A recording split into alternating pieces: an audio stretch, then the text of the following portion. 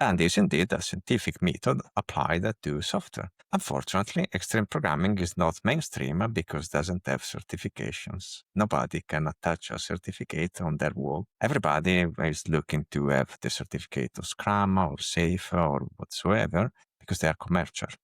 But this commercial stuff is killing the market, creating what is indeed scarcity of talent. How many people can we find on the market that they are proficient with extreme programming and even more efficient with test-driven development? Because if you want to ensure quality, we need to replicate the engineeristic method of the other engineering fields. So if I want to do a static calculation of my building, I need to be data-driven to know that if I put a certain load on a beam, I can have this load because the beam can support 3 times more weight. How to do it on software? You need to design the test upfront how you do in engineering. So the engineeristic method and the scientific method is extreme programming and test-driven development. How many developers do we find on the market that they are able to do that?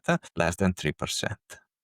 That 3%. Is a shocking 3%. After years to do screening for large organizations, is less than 3%. I tell you another shocking truth. 1% of them, they work, almost all of them, in big companies like Meta, AWS, Microsoft, companies that they know that they find this kind of culture that is craftsmanship driven with high salaries, because these kind of profile are really high paid. And the rest, you have roughly 2% that is fluctuating in the market. You need to find them, and they are looking for specific culture. So the ability to retain such a talent is very low. The chance to find them is very low with a traditional hiring by pedigree and curriculum. And the most impressive part is that if you put them in a team with people that they behave in a different way, the attrition is so high that they will leave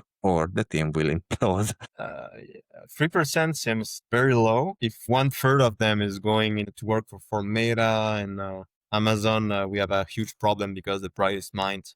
Could you work that doesn't really help humanity? I don't think it's the best use of their talents to work on advertising improvement.